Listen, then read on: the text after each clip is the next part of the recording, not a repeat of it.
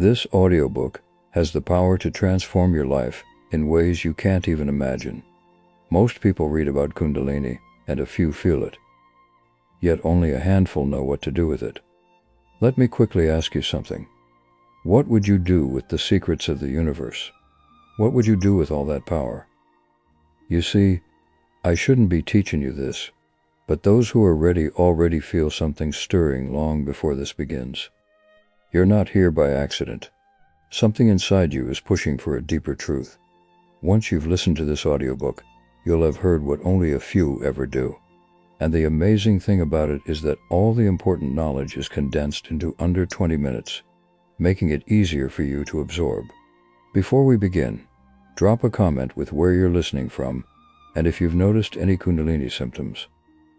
Let's begin.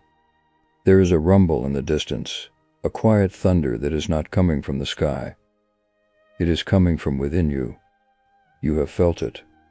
A restless stirring in the dead of night. A profound sense of homesickness for a place you have never been. A quiet, yet persistent, knowing that there is more to this life, to your life, than what you are currently living. You have been searching for the key in books, in teachers, in philosophies, and yet the lock remains untouched. My friend, you have been looking in the wrong direction.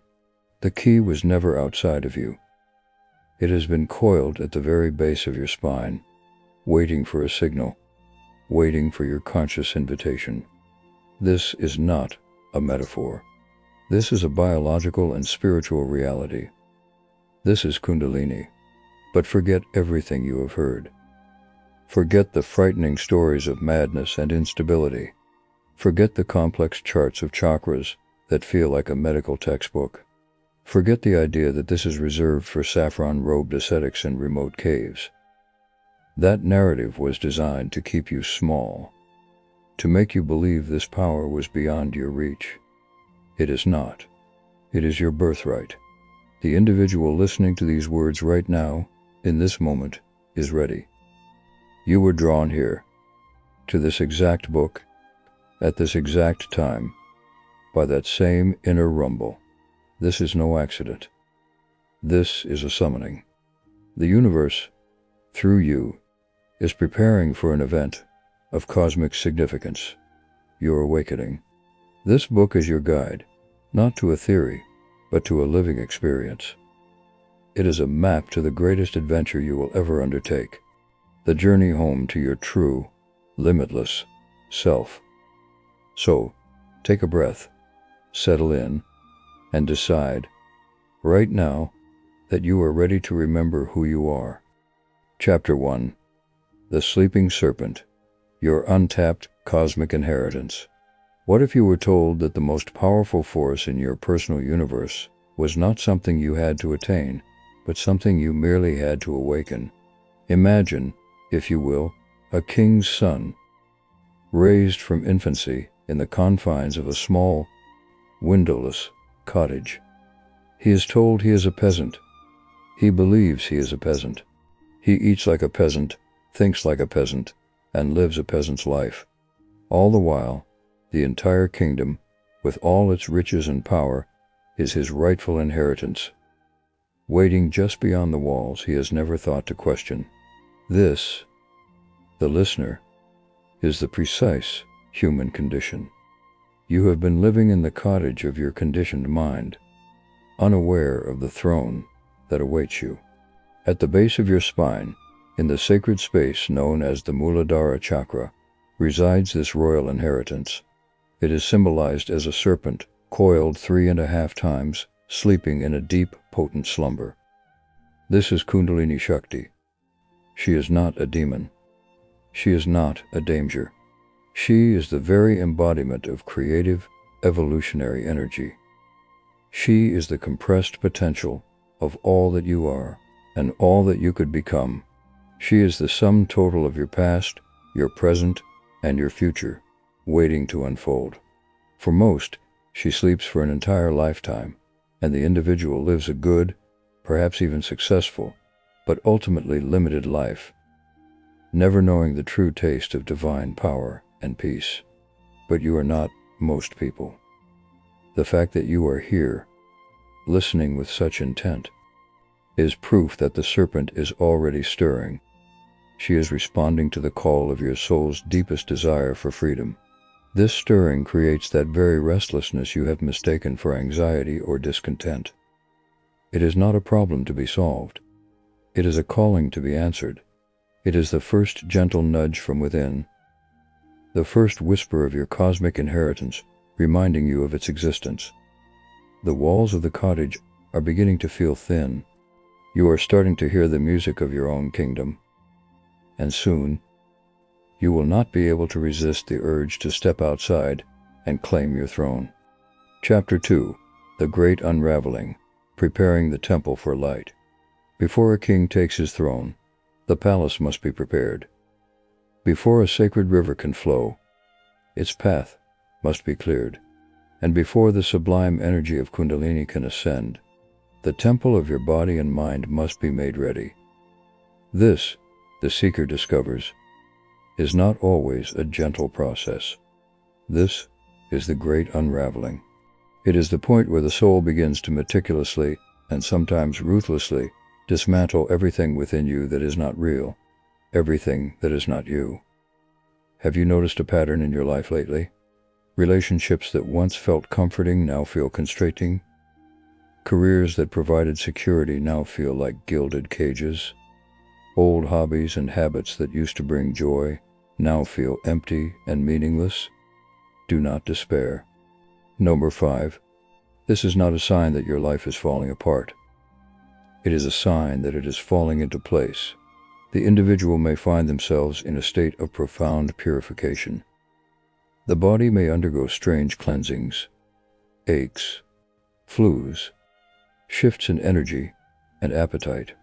The mind may become a tempest of old memories, unresolved emotions, and forgotten traumas, all rising to the surface, not to torture you, but to be released. This is the alchemy of awakening. Kundalini, as she begins to stir, generates an intense inner heat. This is the sacred fire that burns away the dross of your past conditioning, your fears, and your limiting beliefs. It can feel chaotic. It can feel unsettling. But one must understand this fundamental truth. You cannot pour new wine into old wineskins.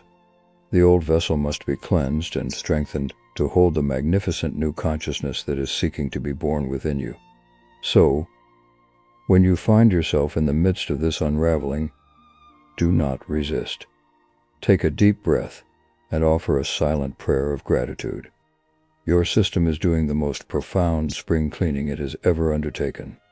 It is making space for the light. It is preparing the central channel, the Sushumna Nadi, for the grand ascent. Trust this process. You are not being punished. You are being prepared. The temple is being swept clean for the arrival of the divine. Chapter 3. The First Stirrings. Recognizing the dawn of a new reality. There is a moment, just before the dawn, when the world holds its breath. The darkness is at its most profound, and yet, a single thread of light begins to stitch the horizon. This is the first stirring. This is the moment the sleeping serpent uncoils and begins her sacred journey home. And for the individual experiencing this, it is the end of one world and the beginning of another. It is the dawn of a new reality. How does one recognize this dawn? It does not always arrive with a clap of thunder. More often, it arrives on the wings of a subtle, yet undeniable, silence. You may be sitting in meditation, or walking in nature, or even in the middle of a mundane task, when a wave of profound peace washes over you. It is a peace that is not dependent on external circumstances. It is a peace that comes from the very core of your being. In that moment, the constant chatter of the mind falls silent. The world, for an instant, appears incredibly vivid, luminous, and perfect. You feel a sense of unity with everything you see. You feel, perhaps for the first time, truly and completely at home. This is not an emotional high. This is a glimpse of your true nature. This is the first flicker of the Kundalini energy touching your conscious awareness. For another, the first stirring may be a sudden surge of creative energy. Ideas may flow like a river. Solutions to old problems may appear with stunning clarity. Or, it may be a profound opening of the heart, where you are flooded with a love that is unconditional, a compassion that seeks no object. You may feel spontaneous physical sensations, a tingling at the base of the spine, a warmth spreading up the back, a pressure at the crown of the head. These are all signatures of the Shakti, the divine feminine energy, beginning her ascent. She is testing the waters. She is letting you know, in no uncertain terms, that the process has truly begun. This is the moment you have been waiting for. Do not grasp at it. Do not try to analyze it. Simply receive it. Let it be. For this dawn is merely the prelude to the rising of an eternal sun. Chapter 4. The Ascent. Navigating the 7 sacred stations of the soul. Imagine a brilliant, liquid light. It begins as a single point of incandescent energy at the very root of your being. Then, it begins to move. It starts to rise, not through flesh and bone, but through a central channel of consciousness that is the true axis of your being. This is the ascent. This is the journey of the Kundalini Shakti through the 7 sacred stations of the soul, the chakras. And for the individual, this is the most profound and transformative pilgrimage they will ever undertake. As this river of light flows into the first station, the root chakra, a man feels a profound sense of safety and belonging on this earth. The primal fears of survival begin to melt away. As it moves to the second, the sacral chakra, his relationship with creativity and pleasure is purified. It is no longer about gratification, but about a sacred flow. When it reaches the third, the solar plexus, the fortress of the ego, a great battle may seem to ensue, but it is a battle the ego is destined to lose. And in its surrender, the individual discovers a personal power that is calm, steady, and unshakable, no longer needing to prove itself to anyone. Then, the energy reaches the heart, and here, a miracle occurs. The individual feels their heart crack open, not in pain, but in a breathtaking expansion. They discover a love that is not personal, not possessive, but universal. They love the tree outside their window and the stranger on the street with the same fierce tenderness they feel for their own family. This is the awakening of Christ consciousness, of Buddha nature. This is the first true taste of enlightenment. The journey continues, upward through the throat, where speech becomes a vehicle for truth, through the third eye, where intuition blossoms into direct knowing, and finally, to the crown of the head. Here, at the 1,000-petaled lotus, the individual soul meets the universal soul. The drop merges with the ocean. The seeker realizes, with a shock that is both utterly astonishing and completely familiar, that they were the ocean all along. Chapter 5. The Dark Night of the Soul. Why the breakdown is the breakthrough. Every great hero's journey contains a crucial, harrowing passage. A descent into the underworld. A confrontation with the dragon. A moment where all seems lost. The Kundalini Awakening is no different. There will come a point, perhaps many points, where the light seems to vanish, where the profound peace and bliss you experienced are replaced by a crushing emptiness, where the old fears and anxieties return with a vengeance, amplified 100-fold. You may feel disconnected, depressed, and utterly alone. You may question your sanity. You may even question the entire awakening process, believing you have made a terrible mistake. The listener must know this. This is not a mistake. This is the dark night of the soul, and it is the most crucial part of your transformation. This dark night is not a sign of failure. It is a sign of profound progress. The initial bliss was a gift, a taste of the destination to keep you motivated. The dark night is where the real work is done. It is the final, deepest purification. The last vestiges of the ego, the most hidden and entrenched pockets of fear and pain, are being brought up from the depths to be incinerated in the sacred fire. It feels like a breakdown because it is. The limited personality structure, the false self you have identified with for a lifetime, is breaking down to make way for the permanent establishment of your true self. So, when you find yourself in this darkness, do not fight it. Do not run from it. Sit with it. Be present with the emptiness. Embrace the void. For it is in this fertile darkness that the new consciousness is gestating. A seed must break apart in the dark soil before it can become a mighty tree. You are that seed. Trust this process even when you cannot feel it. Especially when you cannot feel it. The dawn will return. But it will not be the dawn you remember. It will be a dawn born from within this very darkness, a light that can never, ever be extinguished. This breakdown is, in truth, your greatest breakthrough. Chapter 6.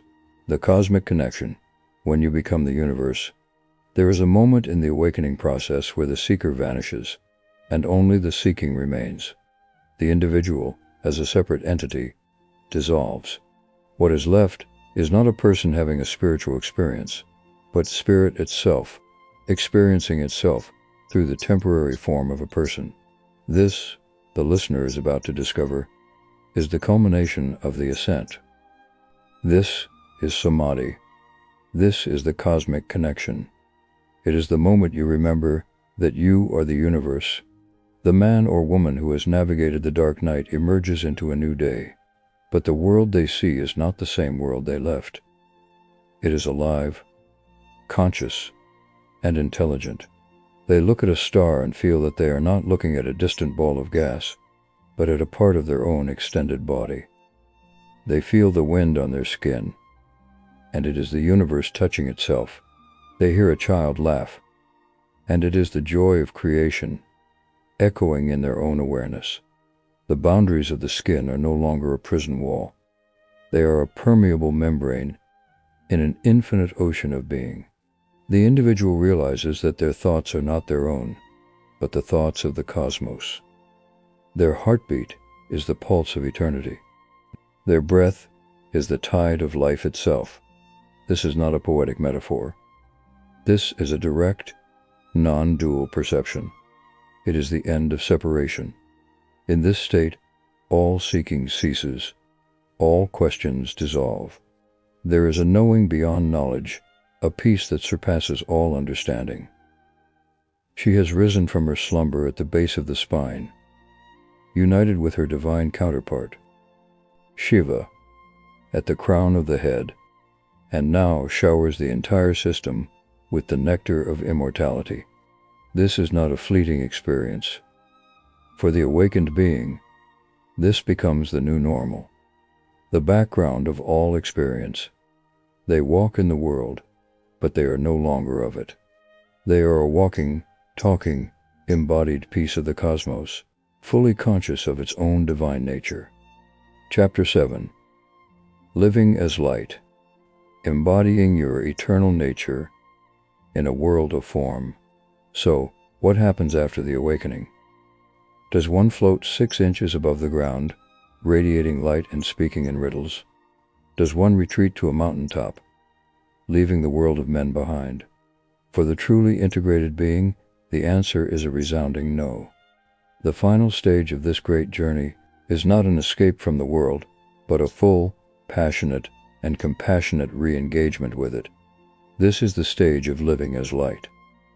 The individual has become a clear, hollow bamboo, and the divine flute song of the universe now plays through them in every moment of their ordinary, extraordinary life.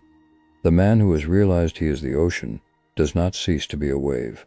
He simply knows his true nature as water. He can play his part perfectly, the father, the CEO, the artist, the friend, but he is no longer trapped by it. He performs his duties with a new level of excellence and detachment, not because he does not care, but because he is no longer seeking validation from the outcome. His work becomes a form of worship. His relationships become a sacred dance. His entire life becomes a living prayer.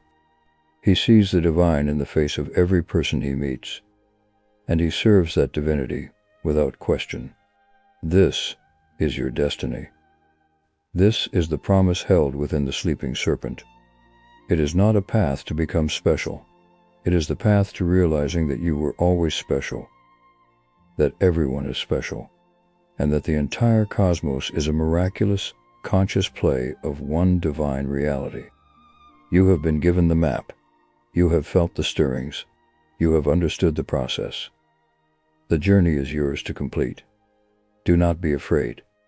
You are not walking into the unknown. You are walking back into the arms of your own self. You are remembering who you are. And the world, in all its beauty and sorrow, is waiting for the light that only you, in your fully awakened majesty, can bring.